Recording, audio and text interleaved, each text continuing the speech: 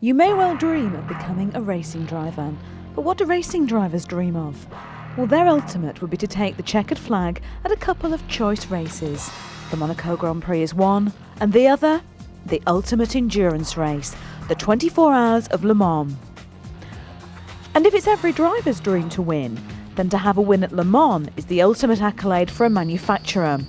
Each year the big boys battle it out for the chance to prove that their vehicle is the winner. Porsche is the name that most of us associate with the race.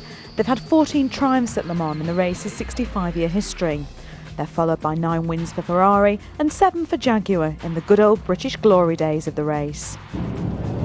On the face of it, the British presence here at Le Mans is on a pretty small scale, but once you scratch beneath the surface you'll be surprised at what you find. Nissan are one of the big manufacturers who really want to win here, and to win in '97 they went to the British to look for help. Japan may well be a major manufacturing force, but on the track at Le Mans they've managed to clock up just 1 win. But Nissan were determined to add to this year when they teamed up with British motorsports legends TWR to go for a win. I think it's one of the most unique races in the world. It's certainly one of the most difficult to win, and to get the opportunity to go back with a company as professional as Nissan is a big thrill, and we're really looking forward to the challenge. And this is the result of all the work. The R390 GTR Supercar, an ultra-high-performance road-going production model with a 3.5-litre twin-turbo engine which has been specially powered by Nissan. The R390 is a 2-seater mid-engine sports car and features a lightweight carbon fibre monocoque body, 6-speed sequential gearbox, double wishbone suspension and a specially developed suspension system. Now there's no doubting the technology behind the car, but of course it's the drivers that make the crucial difference. And Nissan have put together an impressive team, which is led by Britain's own Martin Brundle. Well, I think there's some experienced guys in the team. We have collectively done 24-hour races before, so we know what's needed. It is a huge task. So many people, 9 drivers, such a big crew of people at the racetrack over the Le Mans weekend itself, and any single problem on the car will put you out of the race, and will almost certainly put all 3 cars out of the race if it's a fundamental problem, design problem. So they're coming together well. We all know what we've got to do. We're all team players here. Because of the short programme and the lack of time, there's no politicking, there's no passengers. We've all got to get on and get the job done, and it's fascinating to see just how well it can work out in those circumstances.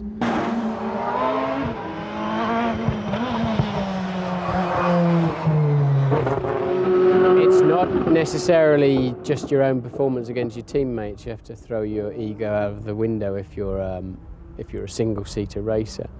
You're not here to blow your teammates away. You're here to work with your teammates. You've got to trust them. It's a long way to go.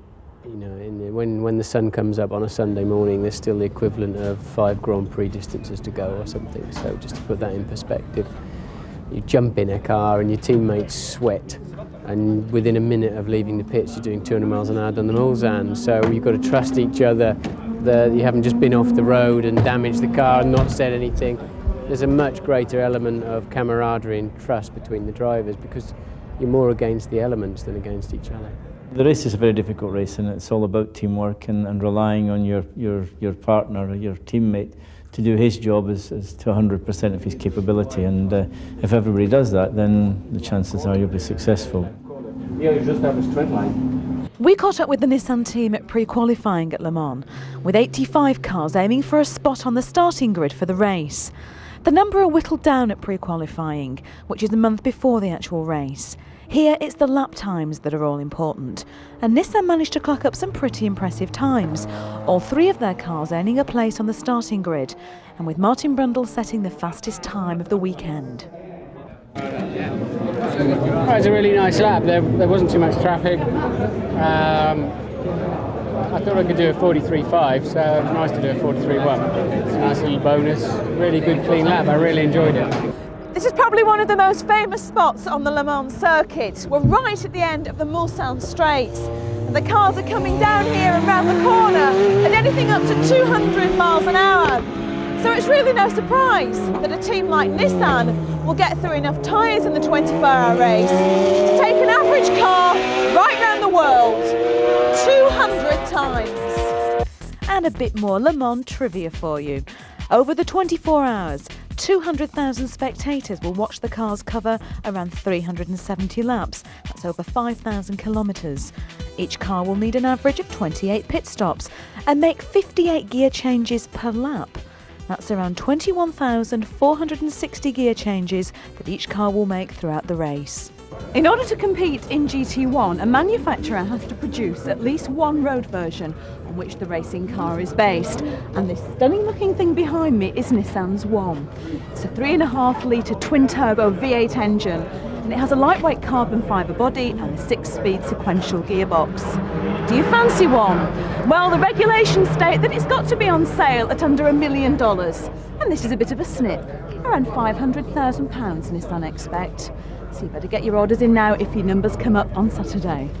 It's at the pre-qualifying that you realise how diverse a race Le Mans actually is. Basically, anybody who can afford to fund a team can have a go. In comparison to the big names here, who invest many, many tens of millions into their racing budgets, is a company like Lister.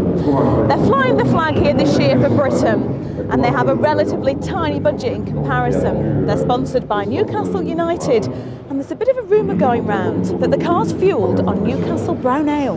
Whether you're operating on the relative shoestring that Lister are, or you have the mighty weight of a manufacturer like Nissan backing you, the 24 hours of Le Mans remains, for both car and driver, an awesome race. A real challenge that is still as fiercely contested and prized today as it was when the drivers first made that run to their cars back in 1932.